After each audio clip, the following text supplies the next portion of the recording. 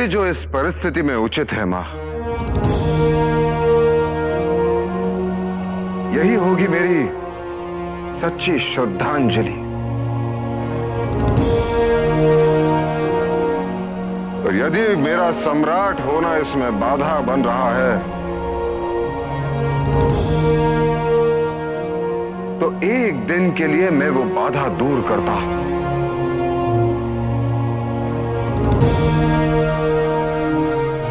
ताकि किसी को भी मेरे निर्णय से कष्ट ना हो।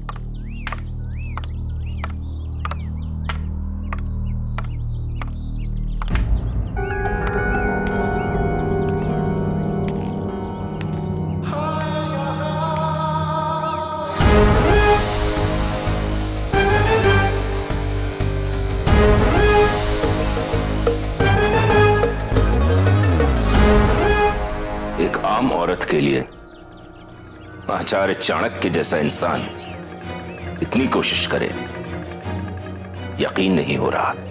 क्यों? सामान्य स्त्री को दाह संस्कार का अधिकार नहीं हो सकता?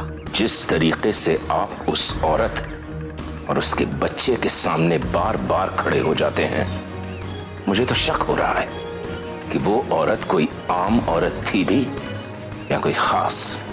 जो स्त्री सम्राट के प्राणों की रक्षा करने के लिए स्वयं के प्राणों का बलिदान दे सकती है, उस स्त्री को जो मनुष्य सामान्य कहता है, वो सम्राट के जीवन का मूल्य नहीं जानता। आपने उस औरत और उसके बच्चे में इतनी दिलचस्पी दिखाकर सम्राट का मन बदल दिया। ये ठीक नहीं है आचार्य। एक निर्दोष स्त्री की हत्या हुई है और उसका पुत्र अनाथ हो गया है। ये बात ठीक नहीं है मीर। वो एक हादसा था, बाघ ने मारा था उसे। मुझे समझ में नहीं आ रहा है कि हादसे को बार बार हत्या कहकर आप सिद्ध क्या करना चाह रहे हैं? उस निर्दोष स्त्री की हत्या हुई है, उसे दुर्घटना कह के उसकी उपेक्षा क्यों करना चाहते हैं आप?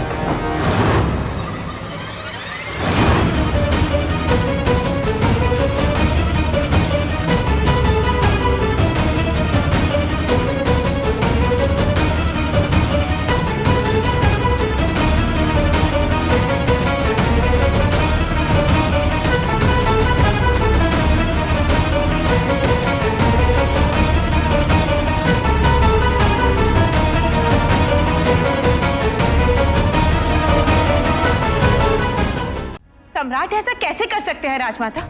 वो एक दासी थी। सम्राट पहले ही उसे राज के सम्मान दे चुके हैं। अब ये दाह संस्कार, सम्राट कैसे उसका दाह संस्कार कर सकते हैं?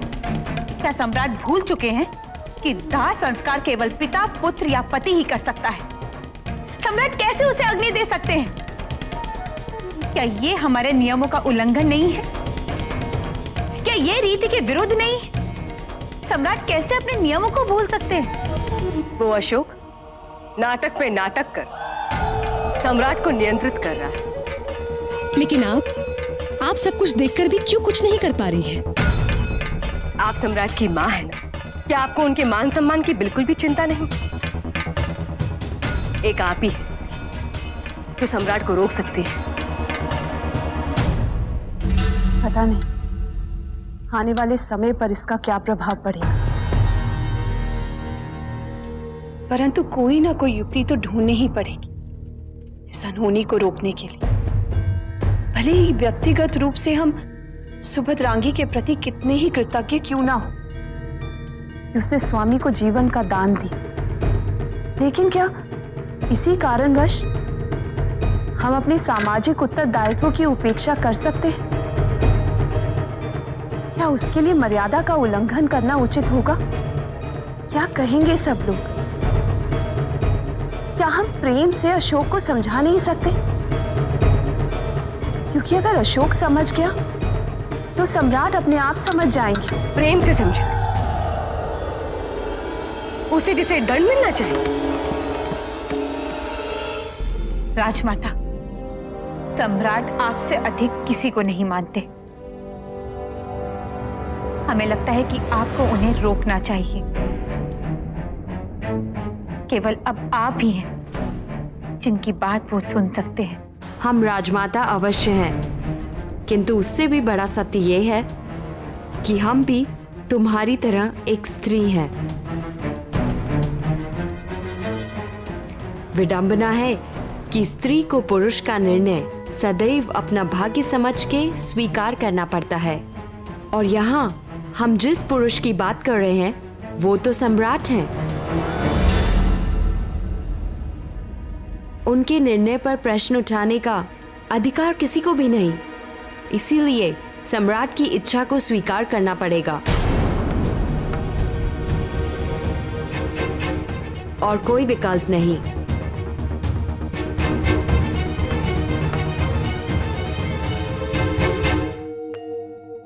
माँ, आपके हाथ का भोजन अमृत से कम नहीं। आनंद आ गया। देशराज, तुम यहाँ कैसे? क्या हुआ? तुमने सुना नहीं क्या हुआ है? क्या हुआ? अशोक की माँ का देहांत हो गया। क्या? तुम्हें तो ये भी नहीं पता होगा कि अशोक की माँ वही थी जिसने सम्राट का उपचार किया था। सब कुछ तुम्हारे जाने के पश्चात हुआ। वो वन गई थी सम्राट के साथ। वही व्याघ्र ने उन पर आक्रमण कर दिया, जो कोई इस बात से इतना धक्का लगा है कि वो अपनी माँ की मृत्यु स्वीकार ही नहीं कर रहा है। अब वो मंदिर में एक टांग पर खड़ा है, यह प्रण लेकर कि जब तक कि उसकी माँ वापस नहीं आ जाती वो वैसे ही रहेगा। जानते हो, पूरे राजभवन में यही बात हो रही है कि अशोक की माँ को व्याघ्र ने नहीं मारा है, उनकी हत्या की गई है। कदाचित आचार्य चाणक्य का यही विश्वास है, इसीलिए मैं तुम्हें बुलाने आया हूं। तुम दोनों अच्छे मित्र हो, उसे इस वक्त तुम्हारी आवश्यकता है। आओ और उसे समझाओ कि उसकी मां नहीं रही, उसे दाह संस्कार करना चाहिए। सोच क्या रहे हो बाल गोविंद? चलो।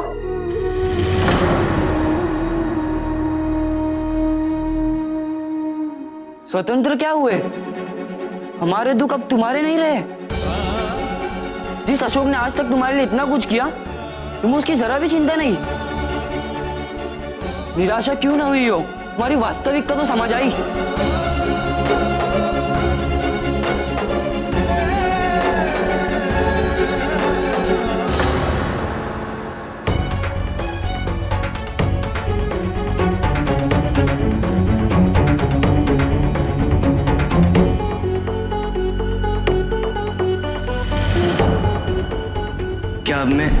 स्वतंत्र हो जाऊंगा राजमाता। आज से तुम स्वतंत्र हो।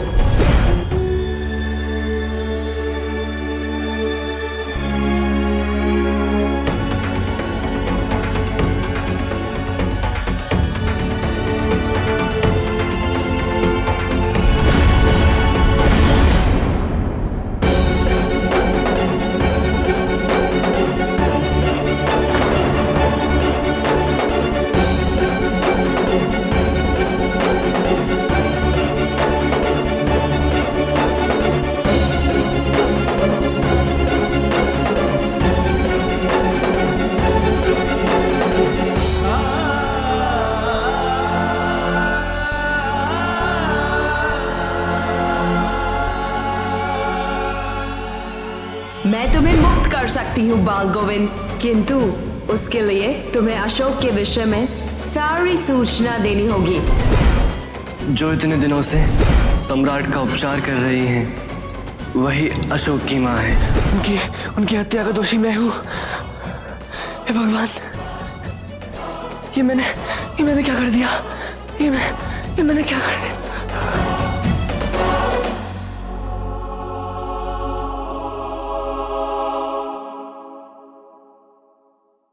मैं मानती कि सम्राट को मेरी अनुमति नहीं चाहिए, किंतु क्या एक पति को अपनी पत्नी की सहमति की भी आवश्यकता नहीं है, वो भी इतने महत्वपूर्ण निर्णय के लिए? महारानी चारुमित्रा। नहीं सम्राट, कहने दीजिए मुझे। इतने वर्षों से उपेक्षा ही सहती आई हूं मैं। आपने प्रेम नहीं किया, सहे। आपने सम्राट की जैसा सम्मान नहीं दिया, वो भी सही। याद रखिए, आपने हमारे पुत्र, आपके ज्येष्ठ पुत्र को युवराज घोषित नहीं किया, वो भी सही। किंतु एक पराई स्त्री का दाह संस्कार? आपने एक बार भी ये नहीं सोचा कि इस बात से हमें दुख पहुंचेगा भी या नहीं? आपने एक बार भी ये नहीं सोचा कि हम पर क्या बीतेगी? इतने वर्षों में मैं ये नहीं समझ पाई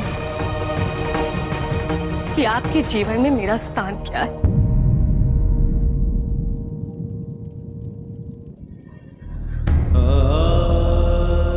मुझे क्षमा करो चारुमित्रा, मैंने तुम्हें बहुत दुख दिया, किंतु मेरे जीवन में तुम्हारा स्थान सदैव प्रथम पत्नी और साम्राज्ञी का रहा है। मैंने तुमसे तुम्हारे अधिकार कभी नहीं छीने हैं, किंतु मेरे साम्राज्ञी, मेरी पत्नी होने के नाते तुम्हारा भी अधिकार है, और यह दायित्व है कि तुम मेरा मार्गदर्शन करो, मुझे उचित अनुचित की पहचान कराओ। इसलिए मैं तुमसे पूछता हूं चारुमित्रा, क्या अपने अंतर्मन की बात सुनना अनुचित है? जिस स्त्री का मैं दाह संस्कार करने जा रहा हूं, उसने न केवल मेरे 2 बार प्राण ही बचाए हैं, बल्कि जिस समय उसकी यह दुर्घटना हुई थी, उसकी सुरक्षा का दायित्व मुझ पर था।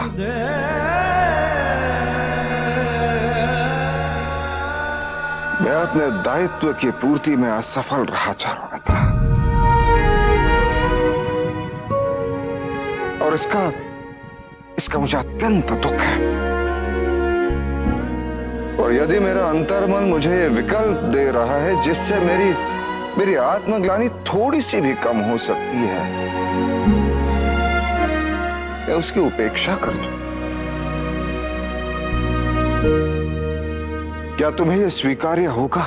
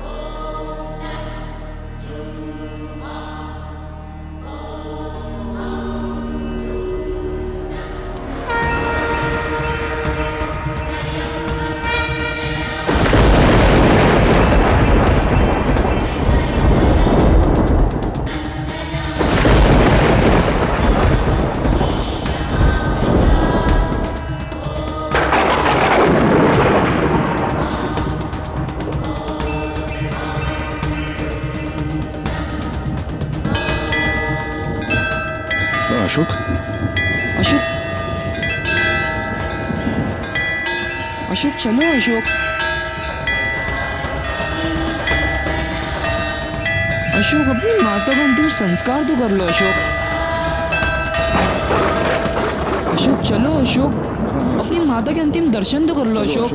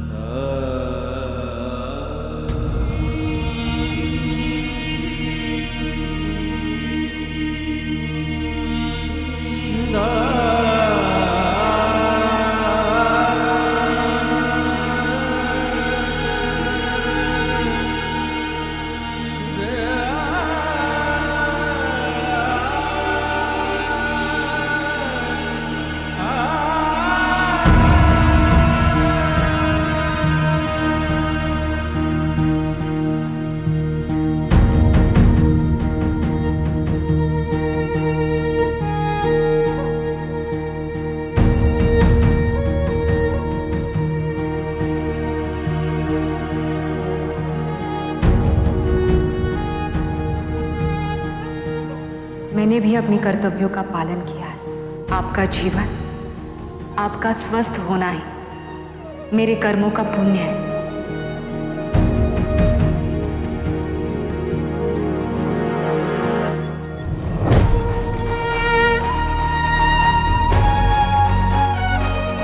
सुभद्रांगी, मैं अशोक को अनाथ होने की अनुभूति कभी नहीं होने दूंगा।